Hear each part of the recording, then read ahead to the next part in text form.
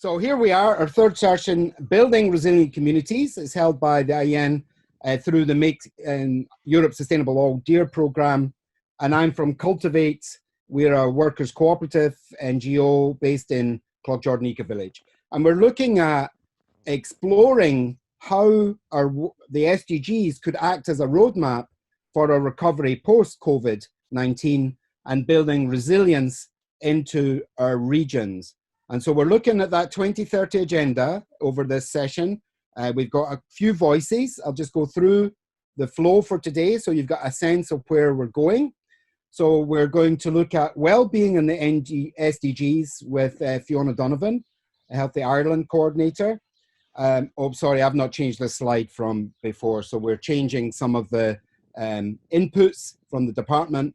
There'll be two short inputs from the department and then some insights from the field. This has changed, so I'll do a different introduction when we start. But today, as well as these short presentations, we are going to have a conversation together. We're going to go into a breakout room with exploring any collective actions we could take at the county or local level to ensure that the SDG framework is at the core of our recovery and going forward. So that's really our objective today. We're capturing as many insights or any links that you send, we'll share in the shared document. So we'll use the chat to do that. So just a quick introduction to me. As I said, I'm from the Sustainable Ireland Co-op. We've been trading 20 years. We used to run a centre or two centres in Dublin, a living and learning centres, and we focus really on community resilience and regeneration. We are currently, in our last couple of years, we've had a focus on digitization, citizen science, and resilient communities. That's been our focus. We're based in CLOUGHJORDAN ECOVILLAGE. We're one of the entities there. There's probably 10, 12 entities in CLOUGHJORDAN ECOVILLAGE. So we're based in Tipperary, a living and working community, a destination for learning and training and research.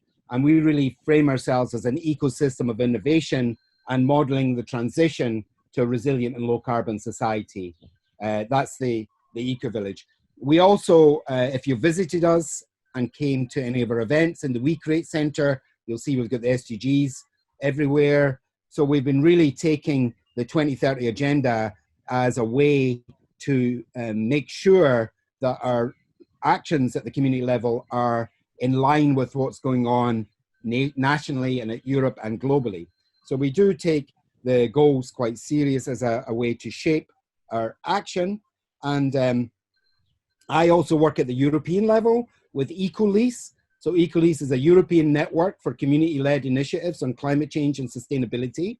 We do have an office in Brussels, but we're distributed across Europe. We've now, I think, 8 or 9 staff.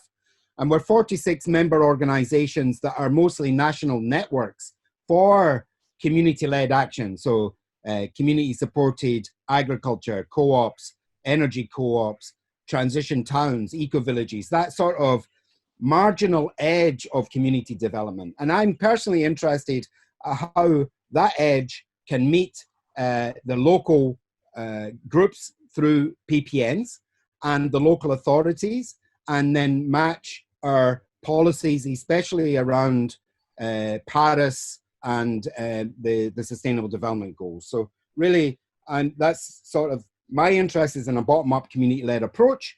I think the goals can facilitate that in some ways, but the key point that I want to get across now that we've been really diving into in the last 2 sessions is the holistic nature of the goals as a framework.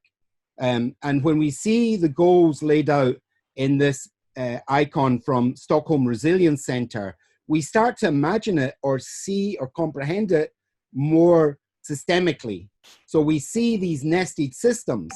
We have a biosphere, a system that we need to be healthy for almost everything. And we've got 4 goals for protecting and maintaining the biosphere, including Goal 13, climate action.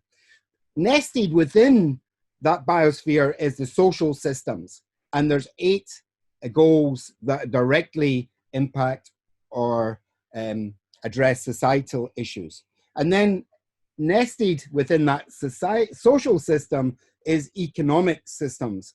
And it's really important then, because the economy should be, facilitating moving goods and services and exchanges for society.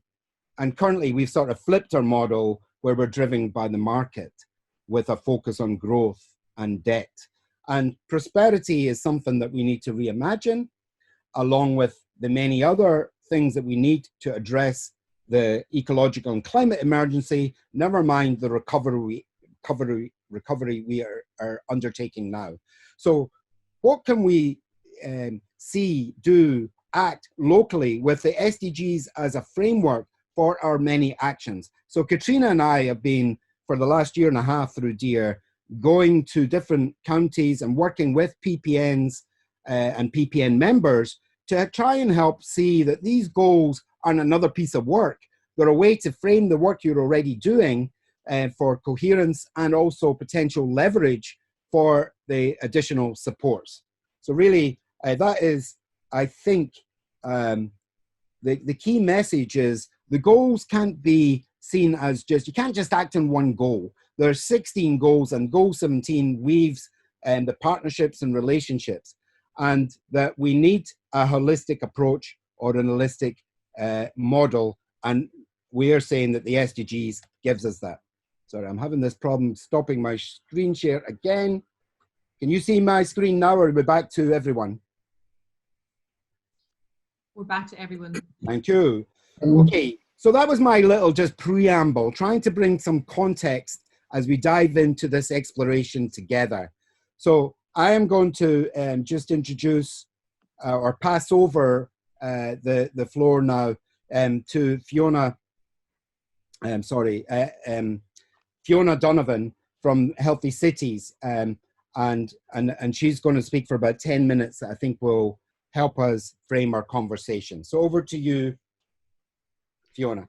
Hi everyone, thanks for joining the conversation. And I'm based in Cork, so a few people there that I've seen, Brendan and Martina, so good to see you. And yeah, so basically I'm just going to give a brief background on healthy cities and counties, and really focusing on what the conversation is today is about, how to use the SDGs in terms of post-recovery or recovery post-COVID.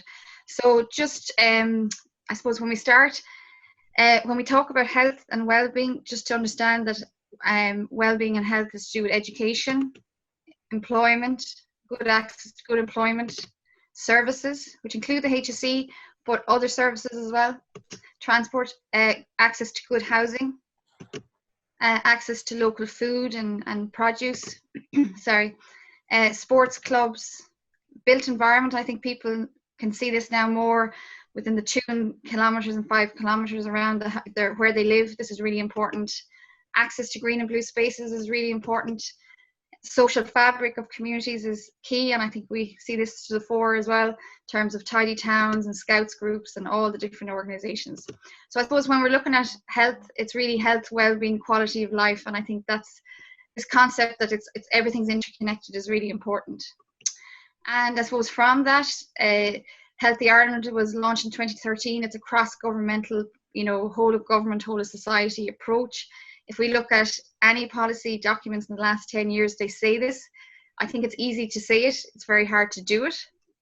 And with that come policy. So we have alcohol policy, tobacco-free, sexual health, Healthy Weight for Ireland, physical activity plan, which are really, really important. Policies are great. But I think, national policies are one part of it. And the key part is community action and implementation of this. And I suppose that's what to look at this. Every national policy drives a plan and actions, but we need to look at that. And with Healthy Cities and Counties, it's looking at supporting cities and counties in Ireland to implement Healthy Ireland at the local level through LCDCs. And I know many people are involved in that, which is great. And we have 19 members at the moment. But I suppose just to throw it out there, think about it and a challenge, but that's one network. I think this is a key issue or challenge, is that it's not the only one. We have age-friendly cities, sustainable cities, green cities, smart cities, and often we need to look at how we can connect that. And I suppose the future really is about networking the networks. And I think that's what we have to look at. And it's very challenging, but I think we need to look at that. And even when we look at plans or networks, we try and bring these kind of different perspectives together. So this represents, say, different agencies. So we have the guards, the PPN, the council, the HSE, all, you know, a variety of people. And then we come together and we discuss things and we develop a plan, and there's a chapter on economics, there's a chapter on health, there's a chapter on sustainability, and that all looks great. And I gave away the punchline. So but the key thing is it's very linear and it's very separate, but this is the way our world is. Our world is grey, messy, complex, and complex, you know, complex issues require complex solutions. That doesn't mean it requires hard things. It just means that we need to bring things together. And what I see, and I think the discussion today, is that the actual SDGs provide that. So I suppose global challenges are interlinked, but our response is fragmented. I'd say national challenges are interlinked, but our responses are fragmented. And locally, that could be it, probably less, but within the system. And looking at, often our plans are developed like this, but we need to get better at throwing up the pieces and putting them together slightly different. And that requires a different way of thinking, creativity, complex problem solving. But in order to help us move from quite a linear or separate perspective, I think the SDGs are super. And also just to say that this is a global mandate, it's a national mandate, so it's not us coming. So that's already then you're on a front foot, and I think it's to use that mandate. And obviously, in terms of any of the SDGs, you could put them in and they interconnect. But I think the ultimate aim, and I think we see it now, but the ultimate aim of what we're doing is good quality of life, well-being and health. A bit of a health warning. This is hard to do. We have 14 different government departments. Funding comes down linear. We report back in boxes. So the system doesn't encourage this thinking, but that doesn't mean it can't happen. I think if it's ever going to happen, it's going to happen at the local level with the SDGs as the framework. And I suppose my key, our thinking, or maybe just look at from feedback, is we need to move from the SDGs as being a list and look at them as buckets, and to see what's already happening in your cities and towns and villages and counties, and see what's happening there, and put in the actions that are there. So I'll just take an example of the health bucket, okay? So you look across, every county probably has 20, 30, 40 plans. If you add them up, they could add up to thousands and thousands of actions. So actions aren't our ideas, aren't our problem, it's implementation of them. So we'll take an example of Offaly. So Offaly looked at around, I think, nearly 30 plans in their county. And for physical activity, they had 434 actions to do physical activity. Now, some of them were obvious, like the sports partnership, but a lot of them actually came from tourism. And that's in a different plan and a different focus. For mental health, there was 369 actions. For healthy food, there was 68. For alcohol and tobacco, there was 54. And for sexual health, there was 45. So for health alone in Offaly, there was nearly 1,000 actions in that bucket. And they also go in other buckets, that's the thing. But the key is that to start with that is actually the part to do. And I'll just take an example of a greenway. Often this is in the economic plan. But if we look at it, it's also it promotes SDG 11, 9, 8, 15, 3. So it looks at health, jobs, economy, sustainable communities, life on land. But often what we do is, if this is driven by the economic plan, it stays in that one bucket, you know, that one space. But you can put it in that bucket and you can put it in other buckets. So I'm just trying to look at that. And I suppose the key thing to do that, and the approach then, is in terms of filling those buckets, is to take the 70-20-10 approach. And it's just to look at that. I don't know if anyone knows what it is. You can put it in the chat if you do. But 70% is about strengthening what's already there. That's include network, people, initiatives, strengthen what's there. That's really important. The next thing is about connections. So looking at what's already there and making those connections. And 10% is new. So what often happens is there's new funding, there's a new call, we start with a blank page, people are very excited to come up with new ideas. That's 10%. There's 90% of what's there. And if you think about it, those actions are in plans, they've been consulted on, and it's about really what we want to do is implement those actions. And I suppose the key there would be when we look at the SDGs as a roadmap, it's actually, you think of a piece of paper, we need to move the SDGs from a piece of paper into a pathway or a structure through which to implement it. And there's huge opportunities with the LECP and the whole thing. Actually, we can actually change the approach in terms of how we go about doing our plan, and that fundamentally can shift it, and we have a national and global mandate to do that. Thank you. Thank you, Fiona. I think that was very clear, and there's some great insights there. I'm just going to ask people to share comments, questions, but preferably insights or patterns we might be seeing there. I mean, for me, I think Fiona was amplifying again this fragmented nature of our work society, deep silos, the atomization. So we've many bridges to build or connections to make. So I think thanks again, Fiona. And also it's not top down or bottom up. So let's hear a couple of insights from more top down approach. Anthony O'Grady from the Department of Communications, Climate Action and the Environment works in the office or department that's responsible for the national level implementation of the goals. So let's hear from Anthony for a few minutes with some insights at that level. Anthony. Good afternoon, folks, and thanks for being here. Thanks for Davy and Katrina for inviting me to give a quick, brief update on what the department is doing with regards to the Sustainable Development Goals. So I guess from the start, as previously mentioned by Fiona, the Sustainable Development Goals are very big, very broad. They were agreed in 2015 at the United Nations under the 2030 Agenda for Sustainable Development. And at the core of the 2030 Agenda are these 17 Sustainable Development Goals, which include 169 targets and 231 indicators.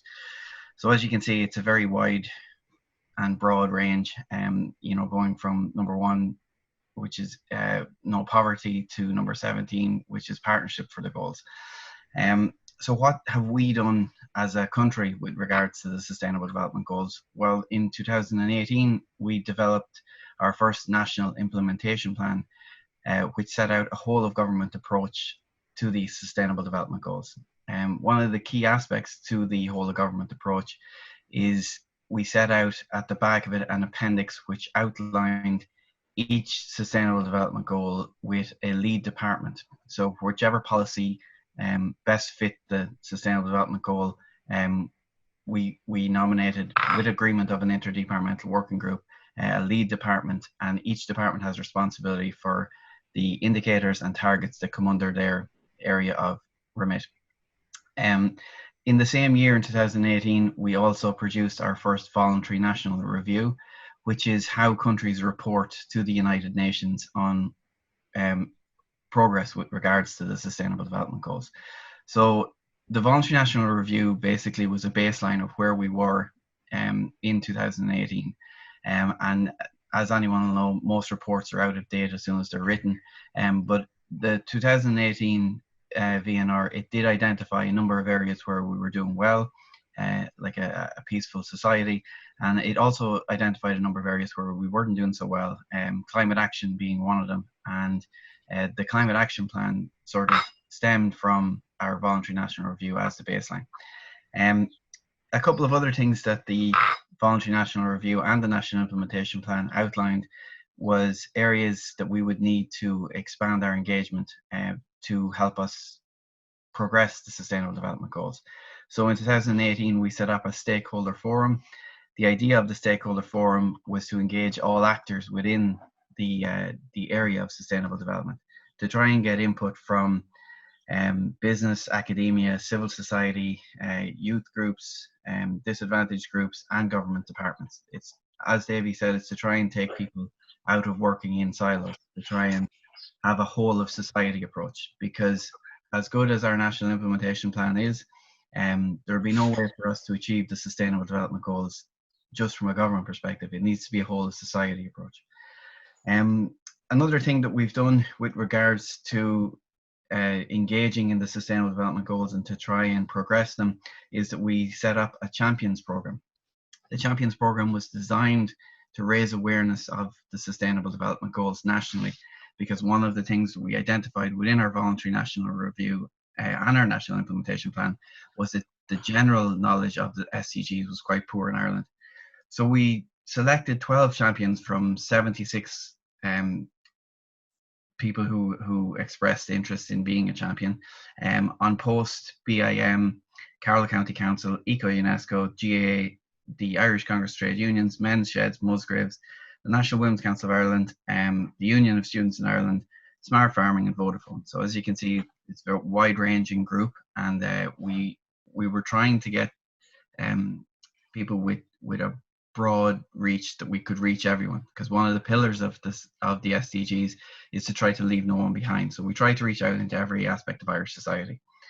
One of the other things that we realized while we were producing our national implementation plan is that while it's great to have a top-down approach, we also need a bottom-up approach. And the idea of having Carlow County Council as one of our champions was that we knew that a lot of the work that is done at PPN level, at county council level, is the work on the ground with regards to progress for the SDGs. So we've actually been working with Carlow County Council to produce policies which are more easily relatable to the work that people do on a day-to-day basis. One of the things that we have finalized is we examined the Tidy Towns competition, and with Jeanette and Carlow put together a common sense approach to the SDGs and the Tidy Towns, so that it's more relatable to everyone from a day-to-day perspective. I'm sure Jeanette would be willing to share that with everyone in the PPN networks. And then I suppose moving on to 2020, we had some significant plans for this year, which has obviously been thrown to the side a little bit with the COVID situation, and also with the fact that we still don't have a government formed as of yet. But the national implementation plan was written for 3 years, so it actually expires at the end of this year. Now our plan is to write a new national implementation plan and to produce it at the end of this year. But given that one of the key things that we wanted to do with regards to this national implementation plan was stakeholder engagement, we're sort of stuck in limbo at the moment, because we were going to use the National Stakeholder Forum for the stakeholder engagement, as well as doing some engagement down the country in I suppose groups like this, and I'm sure that we might go to a virtual aspect of trying to do the engagement, but we're just unsure as of yet because we still have no government. So things are kind of stuck at the moment, and while we're continuing to work in the background with regards to the progress on the SDGs, and we're continuing to ensure that all policies we currently have, and any policy that's currently under being produced has clear and direct mention of the Sustainable Development Goals, we're sort of in a limbo with this COVID situation. So I think, Davey, that's pretty much where we are. Thank you, Anthony. That was an important sort of input. Also, from that high level, top down, if you like, or facilitating a two-way approach, we're going to have a short input from Michelle Casserly from the Department of Community and Rural Affairs. Michelle. Hi, Davey. Hi, everyone. Thanks very much for having me. I hope my internet connection holds up because I live in the sticks. So I'm just going to start very briefly. I've only a few little slides. They're not that exciting. Just bear with me 1 second because I am quite new to this. And you're in. Slideshow. Perfect. Okay, so I work in the section of Community Policy in the Department of Rural and Community Development. So our main action at the moment is implementing the actions and objectives of the Sustainable, Inclusive and Empowered Communities. That's a 5-year strategy to support the community and voluntary sector. It's been co-authored with the sector, and it kind of sets the tone, or a bit of a roadmap, we love that word, roadmap, for how we will engage and collaborate with the community and voluntary sector as we go through the coming years and beyond. In fact, I suppose it's probably more relevant now than ever before, because you know, it sets out how we're going to engage and work in partnership, and I suppose there's that renewed energy there and the appetite to work together. So it's a good time for it. Now, as Anthony was just saying, unfortunately, COVID-19 and the lack of government at the moment is kind of stalling us a small bit, but I mean, it doesn't mean we're any less committed to progressing it. In terms of Sustainable Development Goals, Objective 8 in the strategy deals specifically with the Sustainable Development Goals, and we've had regular engagement so far with the guys there in the Department of Communication, Climate Action and the Environment about this. So yeah, as I said, I mean, it was on our agenda for this year. I mean, I hope we can still get some work done, some proper work done on it. It just kind of remains to be seen how we go forward with the technological challenges and stuff like that. We're all, like yourselves, all over the country at the moment.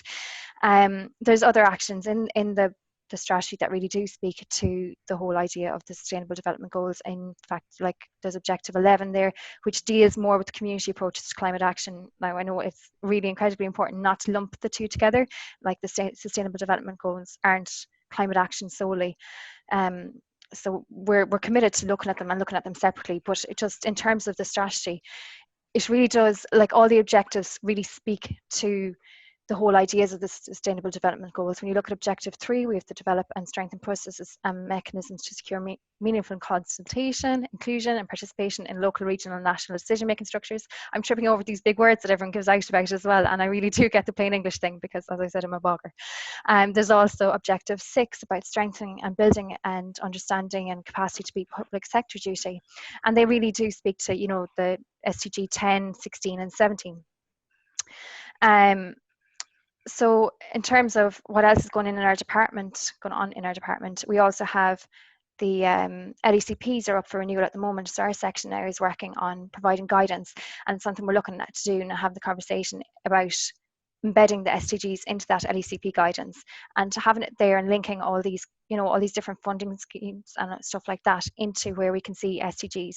And that's already gone on. The lads have mentioned already Tidy Towns. So there's conversations going on within the department about linking other funding schemes such as Town of Village, CLOUGH, stuff like that, and how we can really collaborate and work together to get these SDGs, you know, into the community level. I know we were talking yesterday quite a lot about, you know, this is coming from top down, but it also needs to come from bottom up, and somewhere hopefully we can meet somewhere in the middle and actually implement sort of real change, you know. So that's my very brief piece, and I'm looking forward to hearing the rest of the discussions today and learning what everyone's doing and seeing what we can bring forward and share amongst ourselves. Thank you. Thanks so much, Michelle.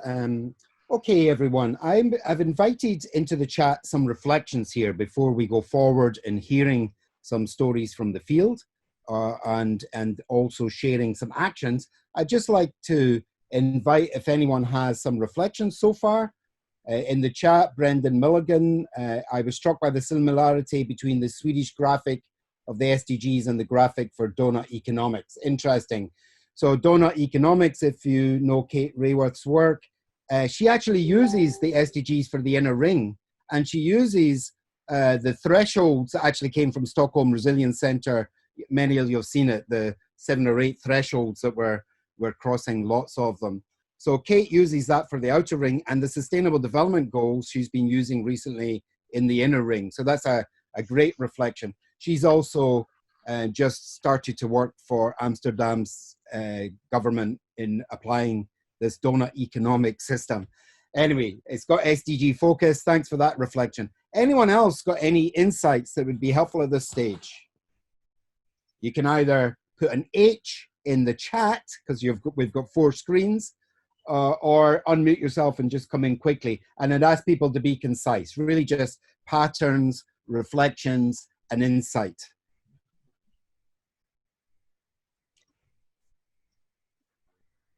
Okay.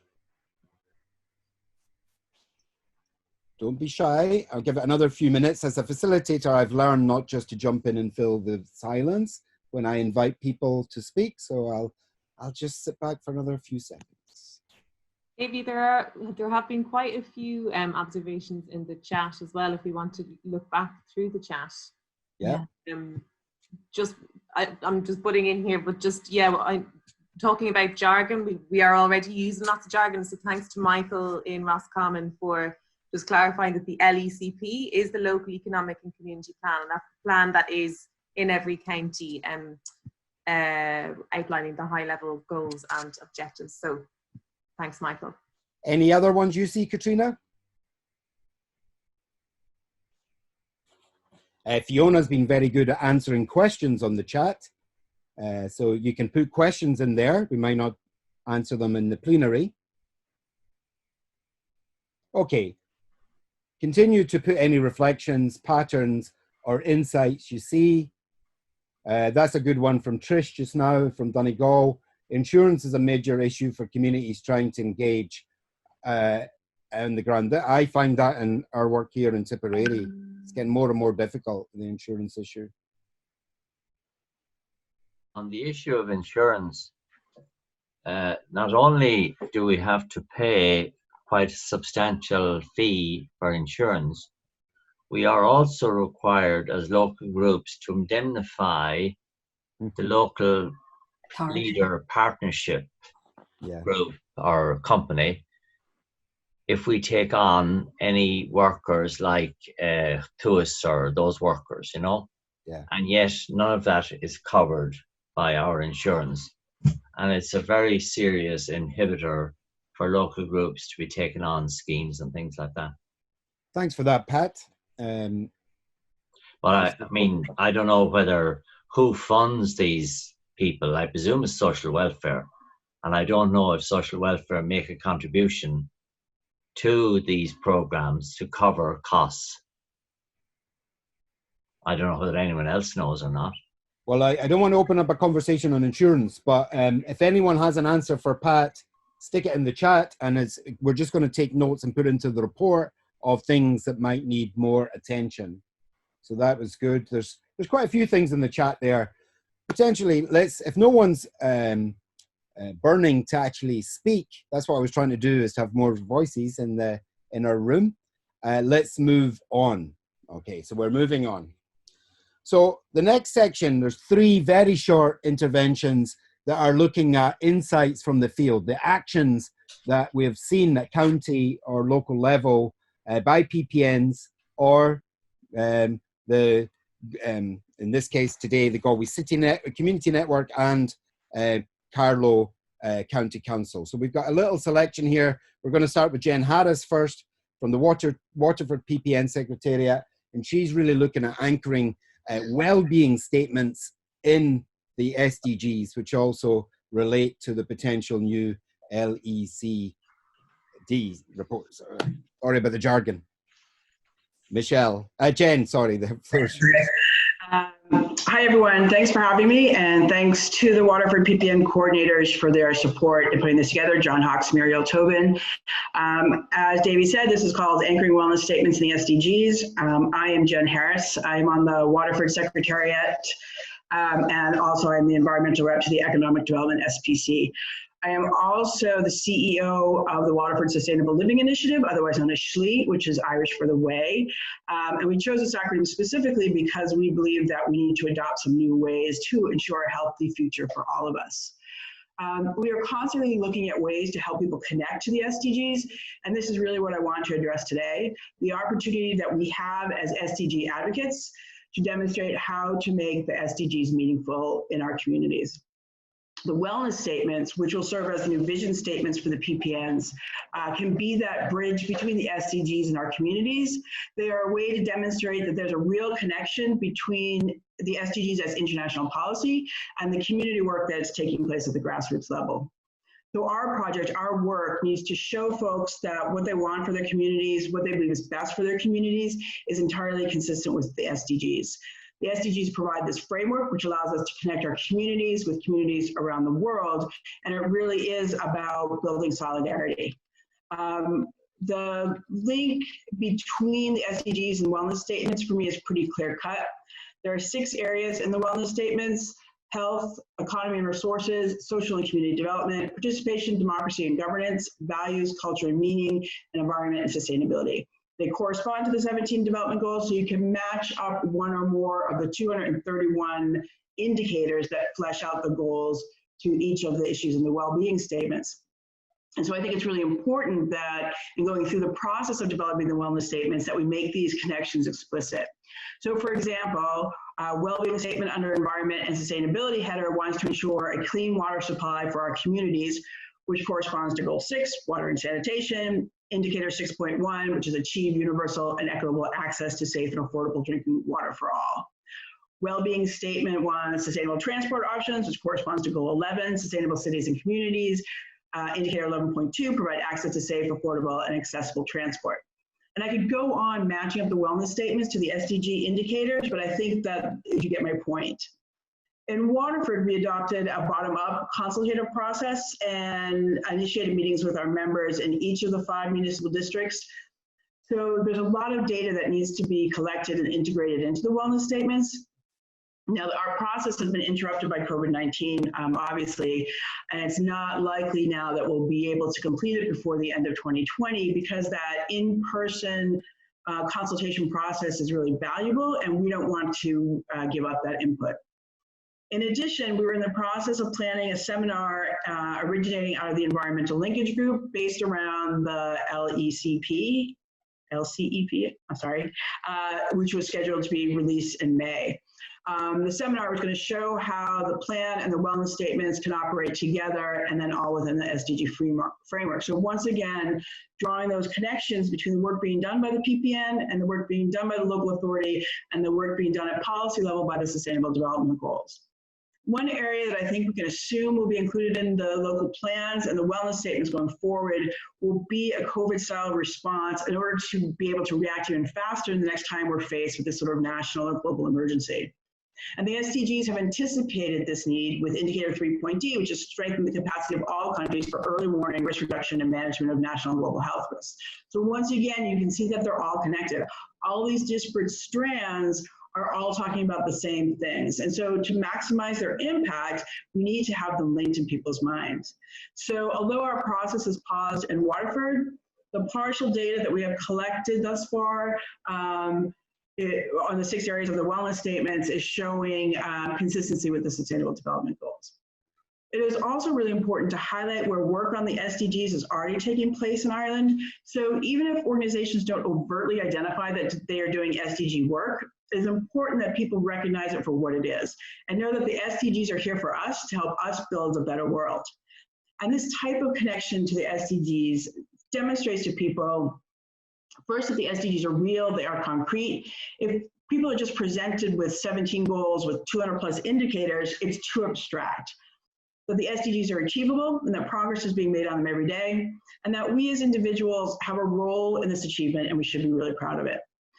So for example, Renew Enterprises in Waterford City, which upcycles and repairs things like bikes and lawnmowers. It operates as a social enterprise and provides training to people who are long-term unemployed or hard to employ in order to help them find a meaningful place in the labor market. So this supports Ireland's work towards Goal 8, decent work for all, Goal 9, industry, innovation, and infrastructure, and Goal 11, sustainable cities and communities.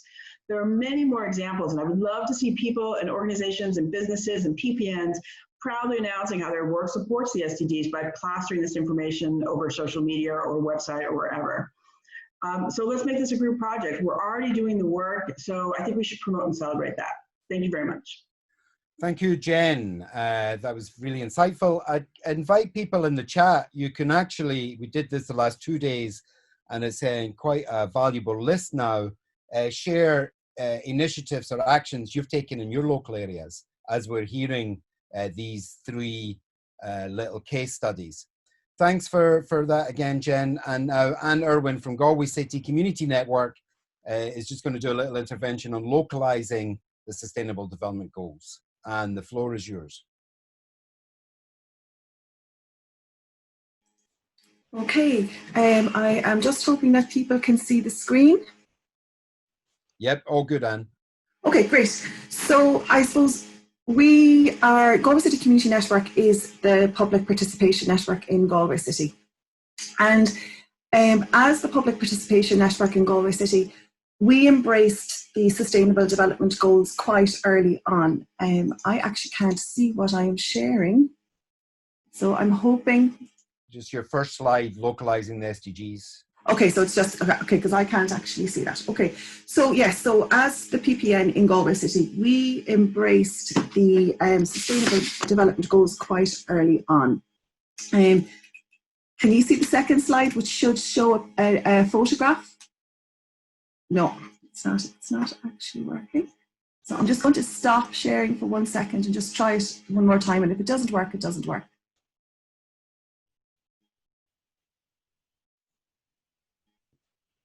So you're back on again, Anne? And is it the first slide again? Yes. Still the first slide, yeah. Okay.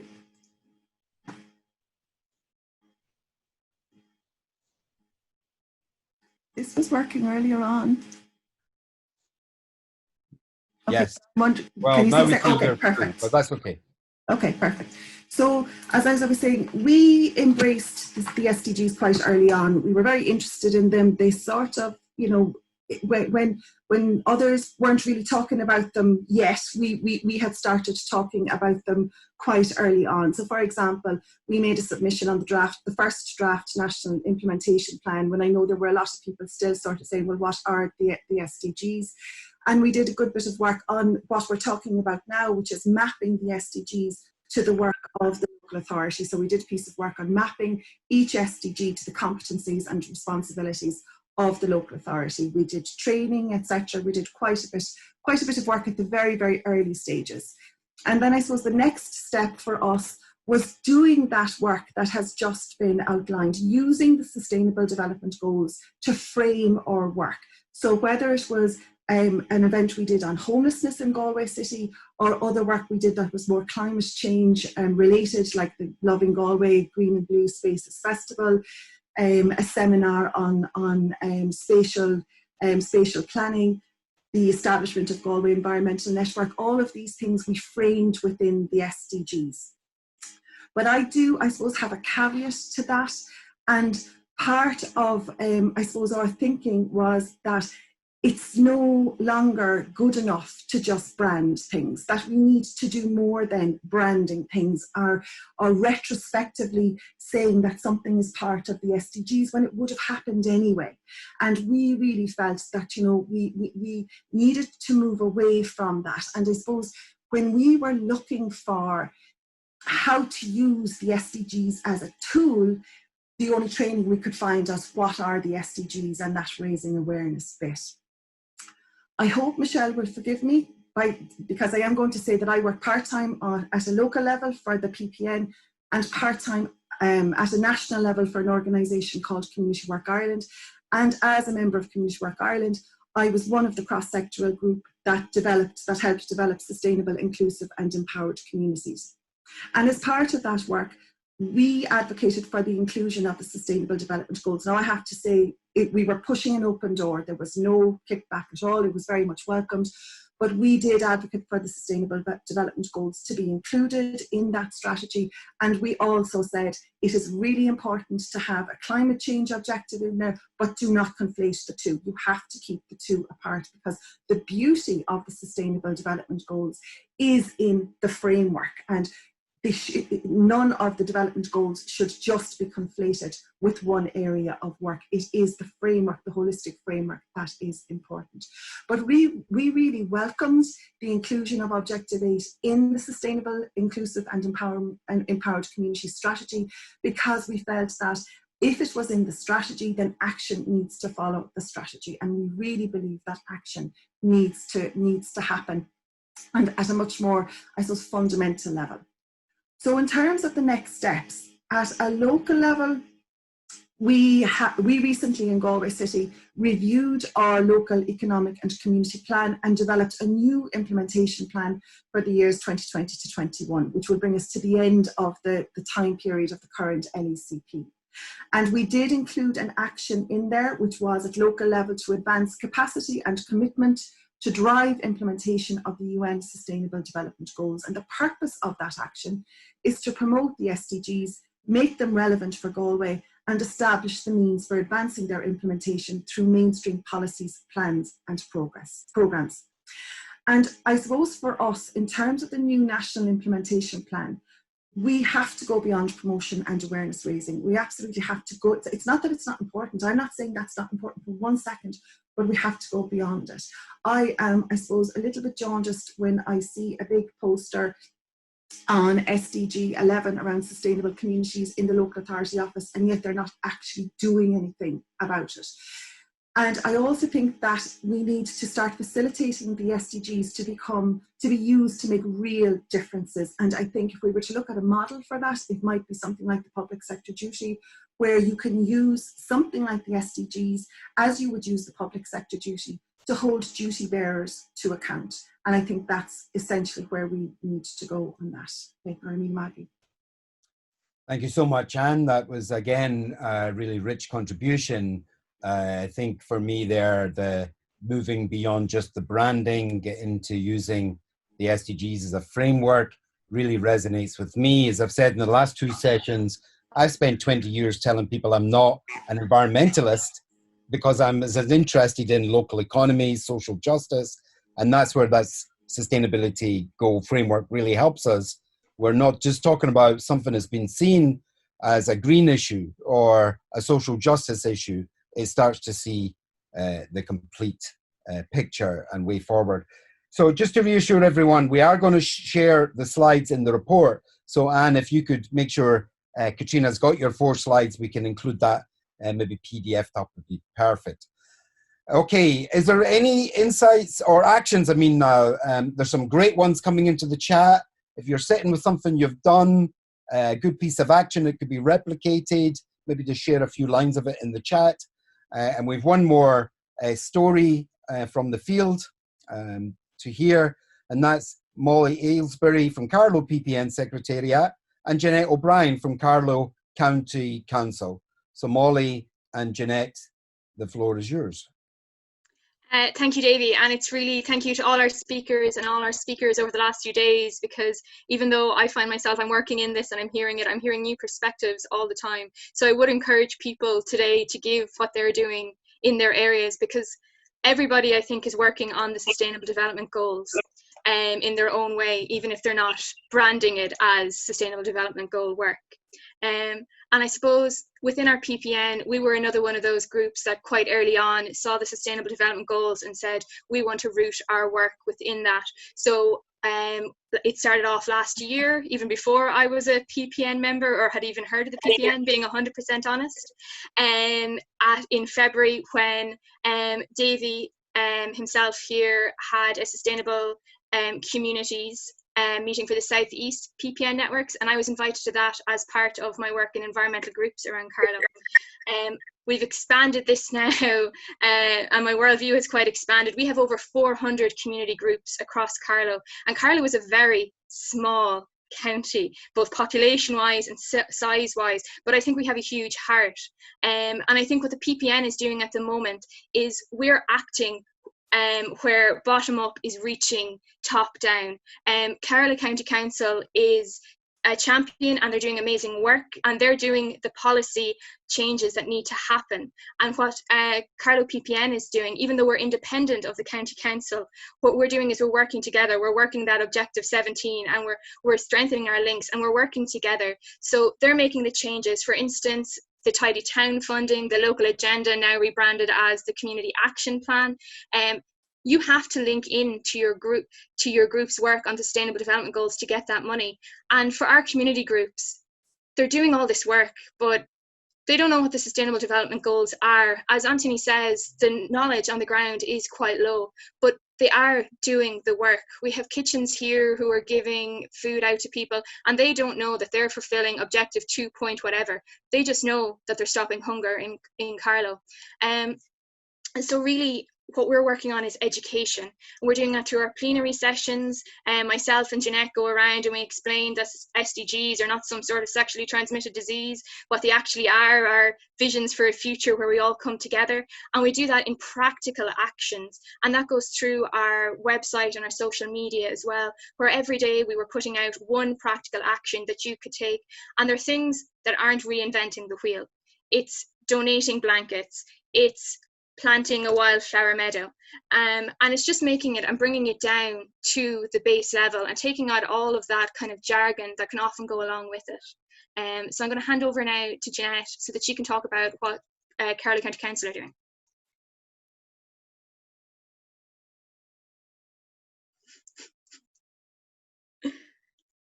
Jeanette, you're still muted. I'm having awful trouble with my unmuting. Unfortunately, anybody knows me knows that the last thing I am is mute, but I'm an awful talker. So look, thanks again for the opportunity to come in and represent the Carlow County Council, and we're very, very proud to be Sustainable Development Goal champions in the pilot scheme this year. We've become very good friends with poor Anthony and Joe. We have poor Anthony tormented, and thank you, Anthony, for all your support, particularly for me. So it was announced at the National Ploughing that Carlow were going to be one of the Sustainable Development Goal champions, and the first thing we had to do was learn what were the goals about, how did they fit in, you know, like where they were, how serious were we going to take them. And I have to say we're very proud to say we've taken them very, very seriously in Carlow. So some of the things we did as local authorities, we looked at our own structures, you know, so we did workshops with local elected members, we did workshops with staff. We have represented and presented to the highest level policymakers, like for example the City and County Managers Association, and we have opened our mouth and talked about them to anybody who will listen. So we have gone through from the high end, say like your TDs and your County City Managers Association. We've taken a regional approach to any of the regional platforms that we sit on. We've talked to them and presented to them about it, and also then right through, we would be lost without the likes of our PPN. And I have to say, Grania, who's our PPN coordinator, and Molly, you know, they make my job a pleasure because they're so proactive and so embracing. It's always really, really good synergy is created when you both work off the same hymn sheet and you both believe. Molly and I are actually on the Carlow Community Network together, so we do a lot of more than environmental work together. So we spend a lot of time together. We do, yeah, we do. I miss you during lockdown, Molly.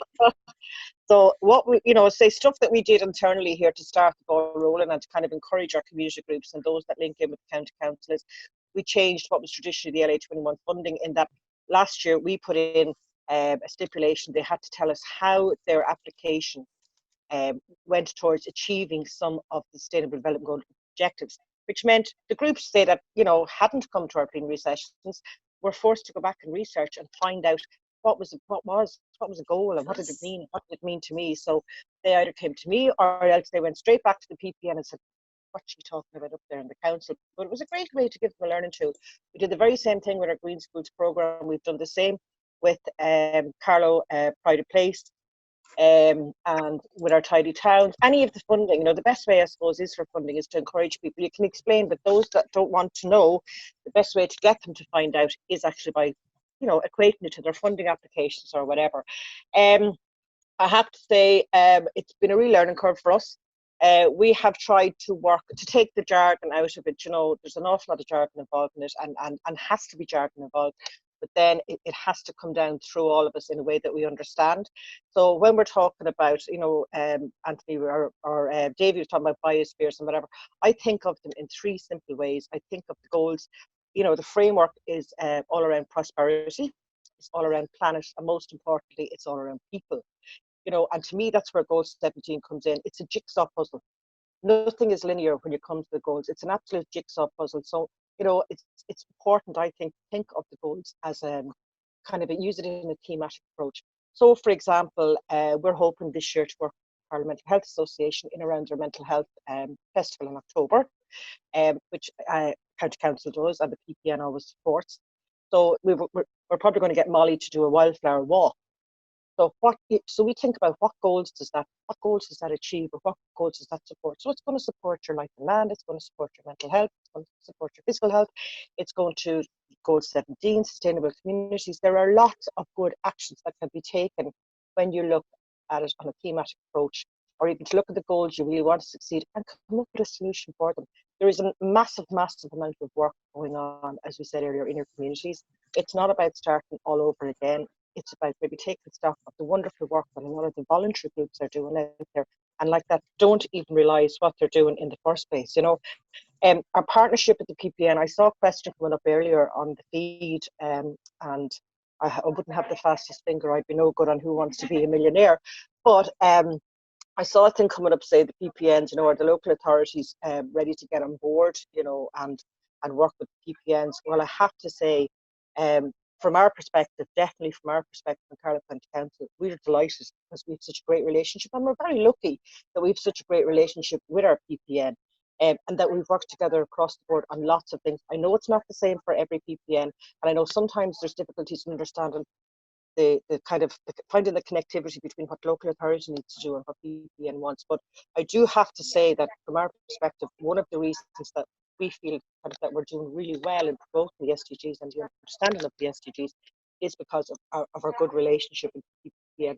the Granias and the Mollies, and you know that when they're coming, we're delighted to have the reps coming onto our SPCs. You know, so look, I suppose the recent COVID has shown the huge amount of goodwill and good work. It has shown me that community effort and the passion in the Irish people is alive and well. So I think with that in mind, maybe this is a really, really good time for PPNs to maybe have a look and see, can we find out, you know, can we do some sort of a recce, put a plan in place maybe and ask our local groups, what do you think you're doing? And give them maybe very simple steps. We've done it here, myself and Anthony, as he said, has worked very hard with Tidy Towns to bring it back to basic English and to get them to explore, you know, how they're achieving it without even realising.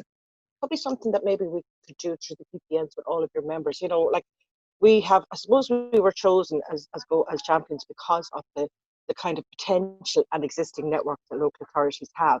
You know, and it's the same, it's a great partnership with the PPN because of the kind of diverse membership that the PPN has that we mightn't reach. So even the partnership means there's new members for the PPN, and we're getting into areas to explore and work together on goals that, you know, or with groups that we didn't traditionally have the opportunity to work with. So look, I wish everybody best of luck.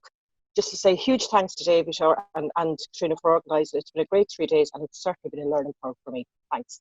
Thanks, Jeanette. Thanks, Molly.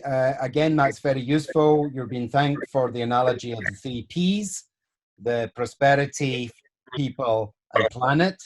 I think we're starting to see using the goals to have a more holistic framework and can really help people see the connections between the different fields. So you may start with a wildflower meadow that may have biodiversity impacts.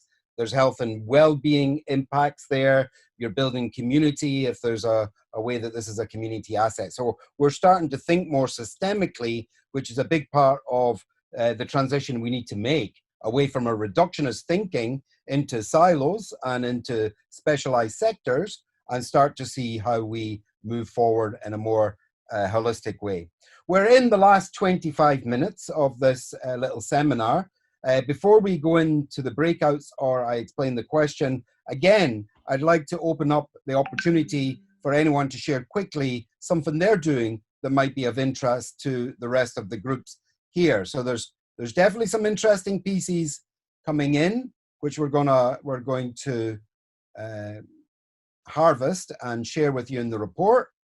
Does anyone want to speak at all, or will I? So there's one from Floss and Monaghan. We're starting a project in Monaghan called Edible Estates to engage with low-income families in estates and getting them growing their own food. That's really interesting. Roscommon Transition Towns, a new initiative to embed justice and sustainability in our transition to low carbon and resilient communities, from Catherine and McCabe. That's good. Anyone with the urge to speak? Oh, great, we have an H. Carlo Jeanette O'Brien. The floor is yours to briefly. Briefly, I just see something on it there from, I think it's Monaghan, to say, like, why are we looking at groups or doing it? She said it is a stupid question. There's no such thing as a stupid question. But why are we, if the action is already happening, why are we mapping it? And I suppose one is to acknowledge the work of the groups and to give them a bit of hope to work in the future. But the other one is to share the ideas that might inspire another group in a town, a village, anywhere across the country to take up that idea as well and say, yeah, hold on, I could do that in my town. That's really good. I never thought of that. So I suppose it's to both inspire and to encourage. And Molly, you want to come back in quickly. Thanks. Yeah, and I just wanted to add in there that when you link in with a broader network, you're empowered, that you're not just doing your own little thing. It's feeding into this much greater thing, that little actions are adding up and that you see that your actions have actual power. Great. Thanks for that. I don't see any other H's, so I'm going to keep moving on. H in the chat means your hand is up, in case you don't know the hand signals. When I do this, if you're watching me, you might not be watching, I'm doing the jazz hands. We do this actually in physical face-to-face meetings, but it's even more important in the Zoom meetings where you're just talking into blank faces. So if you resonate with something, if you agree with something, if you're in line with something, you can show your jazz hands. Okay, let's go into the breakout. Now, the breakout has intrinsic value in these sort of sessions, just to be in a smaller group and have a chat. But we do have a question that would be, I'll just put into the chat. Now, we were discussing before we came into today's session whether we should make this a little simpler. So do make it a little simpler if you wish. I'll just quickly share my screen and put this question up. So you can see that question. We're identifying and we're exploring together. We're going to be randomly in these breakouts. So we're not in Donegal and in our counties. We're going to be random. So it's just a bit of an exercise to explore in 15 minutes. Can we explore a collective action that we could take at the local county level to ensure the SDG framework is at the core of our roadmap to recovery? So as we come out of the pandemic and back into our ecological and climate emergency, is there any collective actions that we could play around with, explore, and come back to the group with? So I'm interested in this breakout having two functions. We might get some ideas, but the main function is just to have a smaller group discussion. Remember, in a small group discussion, if you're in a group of 8, you really should be listening 7 times as much as you're speaking. So it's an active listening as well as talking. And we are trying to work together. So do encourage other voices, if they're not speaking, to come in. When we go into the breakouts, please just quickly introduce yourselves. But we're only going to have 15 minutes. So it's good if we don't go down rabbit holes or we take bring in your favorite agendas. So please have a good conversation. The questions in the chat and on the screen just now, but when you go into the breakouts, you won't see the screen. So play around together on a collective action that we could take at the local county level to ensure the SDG framework is at the heart of our actions to recover or to come back into dealing with the emergencies we're in. Is that okay with everyone? Clear enough? Okay, it's going to be random. We're going to have 15 minutes in the room, and then we're going to come back to plenary to share some ideas. So I'd really love if someone in each breakout room might actually even come back. We might not hear everyone, but might even speak a little of what was happening in that room. Don't worry if we don't get any collective actions, but as I found yesterday in my breakout I participated in, it was a good experience. Okay, so Katrina, you ready to take them to the rooms? Yeah, I'm going to send you all to rooms right now. On the count of 3, they're opening now. So you just have to you join your breakout room. There may be some people sleeping or just names. You might not wake them up. Have a good conversation. We'll see you in 15 minutes.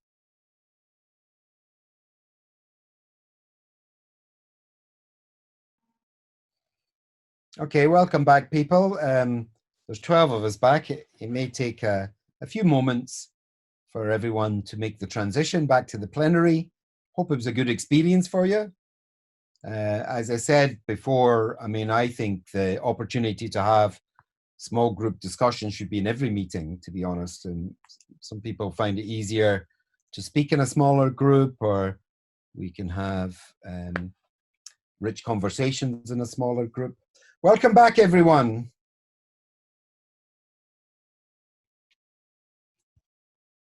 I think we're all back, actually. A few people have left in the process, so you're very welcome. We've actually only 6 minutes left, so I'm interested in either in the chat or put a hand up or come in if anyone wants to share any possible actions that were discussed or the process that we just did there of in the smaller groups. So please share on the chat. That means we can harvest it if it needs to be recorded or brought into the report, or just some reflections on the process from anyone in our last few minutes. We have an H from Monaghan. Floss, would you like to come in?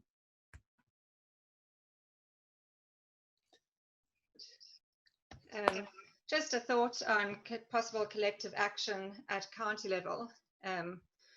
Just think it would be a good idea to look at what is happening both in community groups and at local council level. And I think PPNs are perfectly placed because they kind of straddle the two. And it's not about branding, it's about kind of recognition. So the way I think of it is, if you're learning about wildflowers, when you don't know what each flower is, they all kind of merge into one. But when you start recognizing each one individually, you start seeing it everywhere. So it's about kind of getting familiar with what these actions are and how they fit into the bigger framework. Brilliant. Thanks, Floss. Michael Ewing saying that was a great experience in the breakout, just too short. Do you want to have speak that, Michael, or say anything? I'd value your perspective. I can't see you now. I'm running through the screen. I'm just unmuting myself there, Dave. Thank you. Yeah, no, I think it was good. I think we were just beginning to start getting talking, to be honest with you. There were some good thoughts coming through there. Just to say what I finished at the end by saying is that somebody asked in the chat earlier on, what is the point of repeating, putting these labels on things that are already happening? And I think the key point is this. These goals create a structure of understanding of the world. And if we tie what we're doing to these goals, people who take part in things because they're motivated on a particular area of work, particular need in the community, will suddenly see that what they're doing has a bigger impetus, bigger connection to the rest of the world through these goals. That's kind of what I want to say. And the other bit was about the PPN wellbeing process. It's kind of a simplified version, if you like, but it actually provides a structure for developing local, very local ideas and bring them together to enable people locally to see what it is in their community that needs to be done to deliver on these goals. Thanks, Michael. Great to hear that, and great to hear from you. And that conversation was in a couple of the rooms at least around why put the SDG brand if you're doing something anyway. Great response, Michael. I'd be interested to hear anyone else's response. If you want to come in again, H in the chat, or unmute yourself and just come in.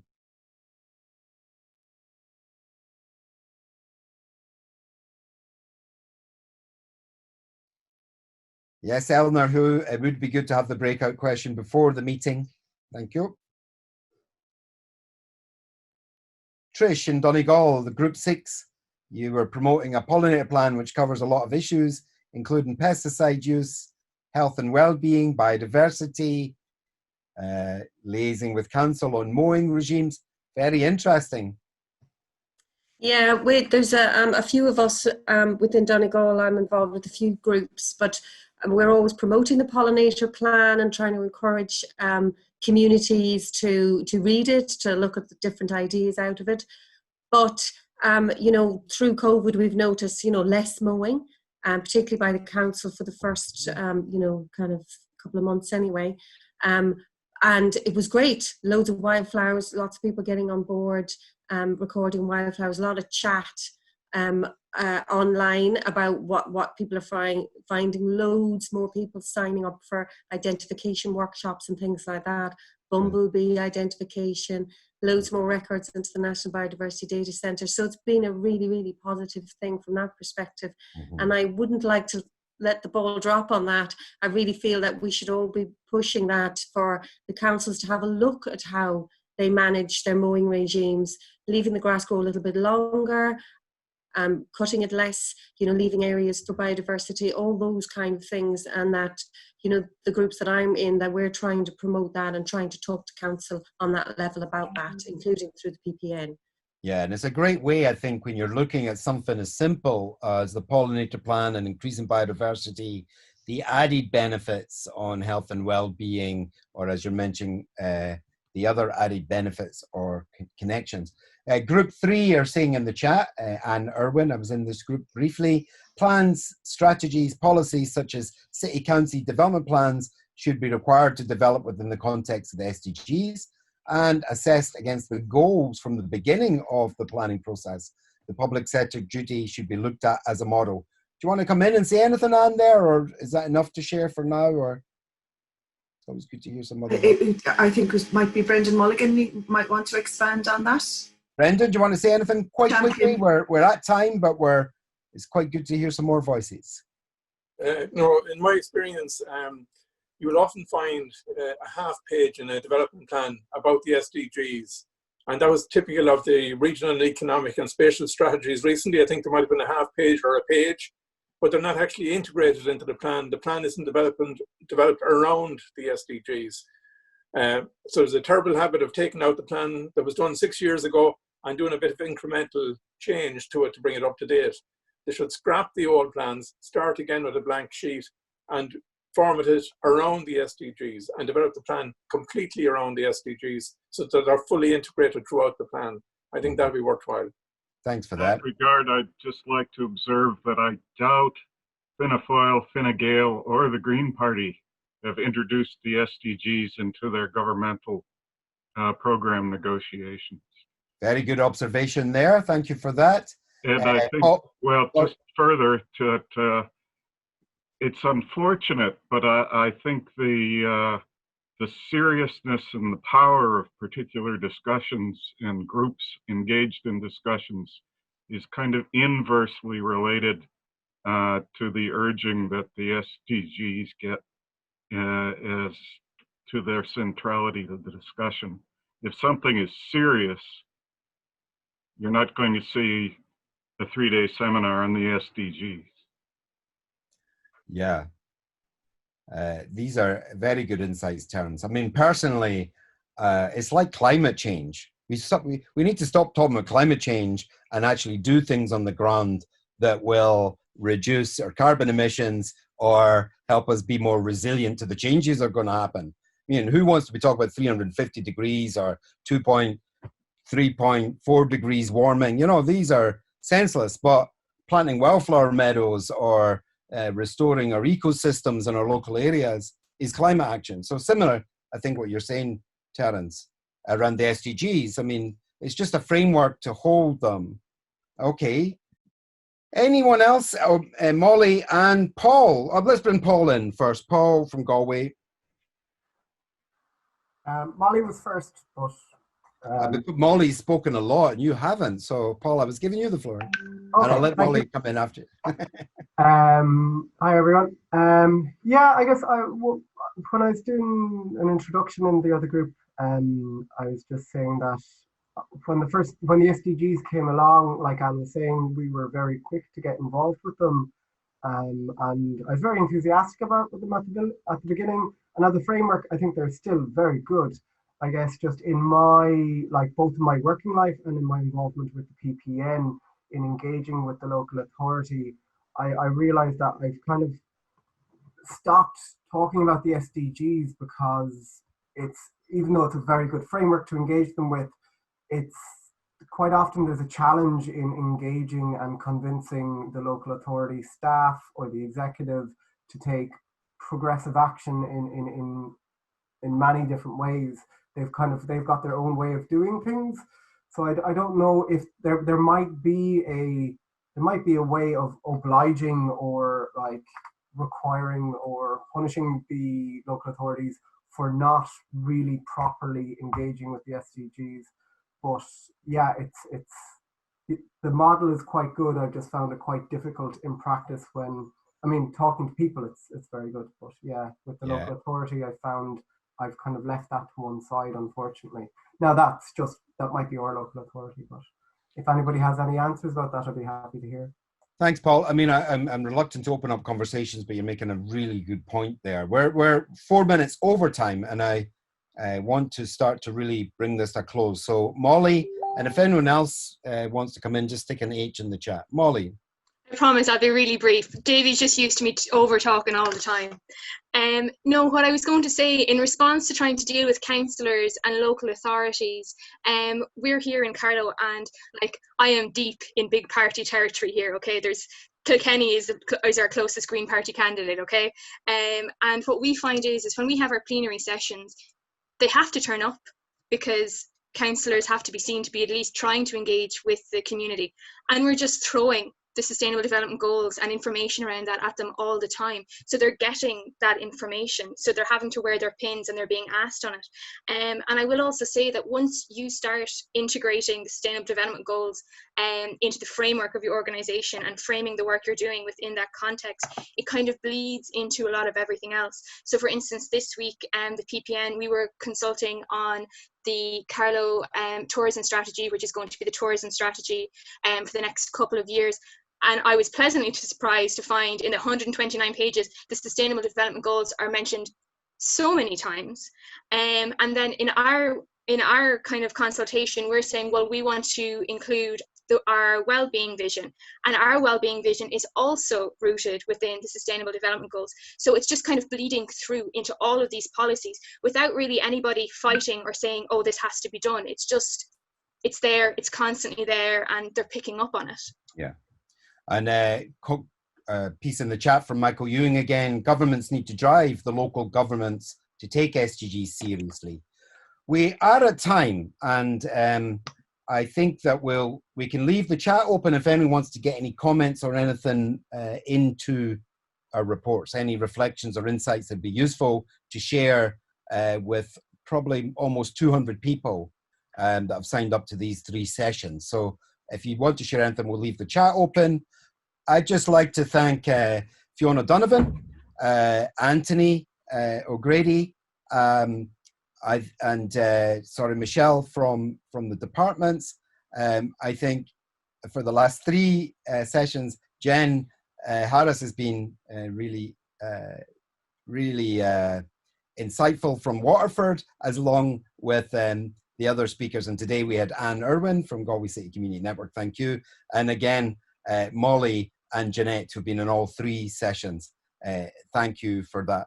But most of all, I think thank you for spending just over an hour and a half in what a beautiful summer's day in this stuffy Zoom room with us.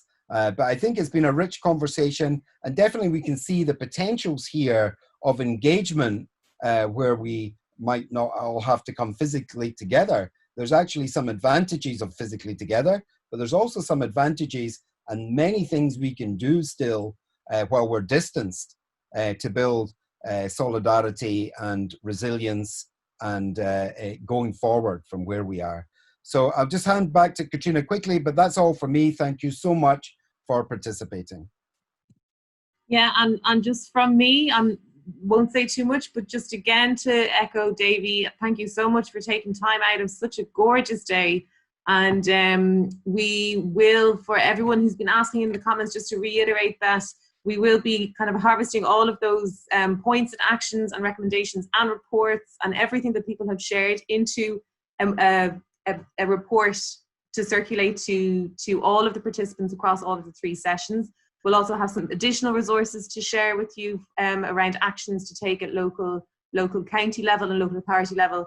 And just finally, if you would like to give any feedback in terms of how moving forwards we can make these sessions more engaging, and if there are any improvements that we could make to help your participation, please let me know. And it was just a pleasure to be here. So thank you all very, very much, and have a great Thursday evening. Thank you. Unmute yourself and say bye if you want to. Bye. Bye. Thanks so much, everyone. Thank Thanks you. a million. Lovely chatting to you all. Take care. Bye, everybody. Thanks, everyone. Well done, Davy. Thanks, Michael.